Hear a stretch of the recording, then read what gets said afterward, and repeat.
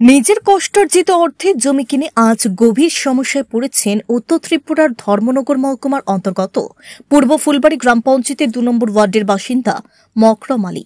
প্রায় ৮ বছর আগে কেনা জমি নিয়ে হঠাৎই নতুন করে দেখা দিয়েছে বিরাট জটিলতা। স্থানীয় সূত্রে জানা যায়, মকরম আলী তার স্ত্রী মনোয়ারা বেগমের নামে আব্দুল সালাম, আব্দুল ছবুর ও তাদের আত্মীয়দের কাছ থেকে ধাপে ধাপে মোট ৭৬ শতক জমি ক্রয় করেন। তবে অভিযোগ, জমি সাব রেজিস্ট্রার সময় বিক্রেতারা কেবল ৭০ শতক জমির রেজিস্ট্রি করে দেন। এই বিষয়টি নিয়ে একাধিকবার সালিশি সভা বসে, এমনকি শারীরিক সংঘর্ষের ঘটনাও ঘটে। সালিশি সভায় স্থানীয় গণ্যমান্য ব্যক্তি আব্দুল আজিজ, আব্দুল সত্তার, ছমছুল হক সহ আরও অনেকের সাক্ষী হিসেবে উপস্থিত ছিলেন বলে দাবি করেছেন মকরম আলী। কিন্তু সম্প্রতি পরিস্থিতি আরও জটিল হয়ে ওঠে। প্রতিবেশী মৃত আজিনা বিবির ছেলে শাহিন আহমেদ চৌধুরী দাবি করেন, মকরম আলীর নামে থাকা ওই ৭০ শতক জমি আসলে তারই। শুধু তাই নয়, সামাজিক মাধ্যমে কুৎসা রটিয়ে মকরম আলীর মানহানি করারও অভিযোগ উঠেছে। এ প্রসঙ্গে মকরম আলীর বক্তব্য, তার নামে জমির বৈধ দলিল, খতিয়ান সহ সমস্ত প্রয়োজনীয় নথি রয়েছে। তিনি প্রশ্ন তুলেছেন, আব্দুল সালাম ও আব্দুল ছবুর কিভাবে জমির রেজিস্ট্রি সম্পন্ন করলেন, তার জবাব তাদেরই দিতে হবে। তার অভিযোগ, বর্তমানে এলাকায় জমির দাম বৃদ্ধি পাওয়ায় লোভে পড়ে শাহিন আহমেদ ষড়যন্ত্র করে জমি দখলের চেষ্টা চালাচ্ছেন। এই ঘটনা চরম ক্ষুব্ধ মকরম আলী রাজ্যের মুখ্যমন্ত্রী সহ প্রশাসনের কাছে আবেদন জানিয়েছেন, দ্রুত তদন্তের মাধ্যমে প্রকৃত সত্য উদ্ঘাটন করে তার ভোগান্তি দূর করা হোক। এই সুন্দরতে জায়গা যে কিনছি, এটা আমার দলিল আছে, খরচা আছে, ম্যাপ আছে। এটা আমার করিয়াতে বইছে, আমি আব্দুল সালাম এবং আব্দুল সবুরে আমার এটা কাগজ করে দিতা।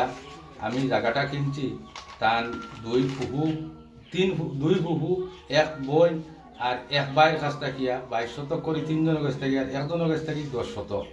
ওই টোটাল জায়গাটা আমার ৭৬ শতক আমার নিজের কিনা জায়গা। এটা কাগজ করে দিতা। ইটাতে গিয়া কাগজ করে গিয়া দিচ্ছেন ৭০ শতক, আমার ৬ শতক এখনো পর্যন্ত বাকি রয়েছে। এখন হঠাৎ করে শাহিন আহমেদ চৌধুরী কইরা এই জায়গাটা থান জায়গাটা কে বলে কাগজ হয়ে গেছে, থান কাগজ থাকে। এখন এই যে কাগজটা যেটা হয়েছে, ওইতে গিয়ে এখন সোলাম সবুরে খেমনে দিয়ে দিলা। এটাতে প্রায় ৪০-৪২টা বৈঠক হয়েছে ওই এলাকার। প্রাক্তন একজন সম্মানী ব্যক্তি mister Fazlur Rahman sir, cabinet minister আসলা, ওই সময়ও বিচারটা হয়েছে। তখন প্রায় সুন্দর মুখার্জিবাবু মারা গেছেন, আয়াদালিতে মারা গেছে। এছাড়া এলাকার আরও বিশিষ্ট মুরব্বিয়ানরা আসলে এই বিচার বৈঠক ইটাতে গিয়ে আমি ভাইতে গিয়া ওই এখন ওখানে আসেন আব্দুল আজিজ, আব্দুল সত্তার, মনজির আলী, তোমার শহীদ মিয়া চৌধুরী, আব্দুল শহীদ, খটু মিয়া মারা গেছেন। শাহিন আহমেদ চৌধুরী নিজেও আসলে এই বিচার বৈঠক, তানও সই স্বাক্ষর আছে করতে করতে। এই পর্যন্ত আমি দেবার করার বাদে এই জায়গাটা আমি কিনছি। সে সময় আমি ৩ জন ফুফুর কাছ থেকে ২২ শতক করে জায়গা কিনছি, আর তার এক ভাইয়ের কাছ থেকে ১০ শতক কিনছি। কিনতে সময় সোলাম সবুরে কৈছেন, এটা ২ নামে নেবার খাম নাই, আমি ডাইরেক্ট ফুফুর নামে না দিয়া তুমি কিনি লাইছো, তোমার নামে গিয়ে আমি দিয়া দিব। ও সোলাম সবুরে মরে এটা কাগজ করে দিচ্ছ। আইনেও আমার কাছে, আইনের কাছেও আমি যাইমু, আইনেও আমার সহযোগিতা করার লাগি। আমি মুখ্যমন্ত্রীর কাছেও আমি হস্তক্ষেপ করবো, আমি করছি না, তবু আমি যাইমু। এটা নিয়ে আমি একটু প্রতিবাদ জানাইমু, যেহেতু আমি এটা জায়গাটারে আমি সঠিক মতো ভাই আমি বড় কষ্ট ভোগ করিয়া এটারে আমি শ্রমিকের কাজ করি, বস্তা বই অতা করি আমি জায়গাটা দিচ্ছি। আর এই পরিস্থিতি আমার অবস্থা, আইজ আমার খাইবার লাই, বাঁচবার লাই, আমার মার ইজ্জত প্রশ্ন থাকছে। এছাড়া আমার আরেকটা জিনিস করেছেন, আমি বলে এই এলাকার মাফিয়া আমি প্রভাবশালী। আমার কইছেন আমি বলে বর্তমান সরকারের, রুলিং সরকারের একজন মেম্বার। আমি কোনো মেম্বারও না, আমার মিসেস মেম্বার, এটা ঠিক আছে।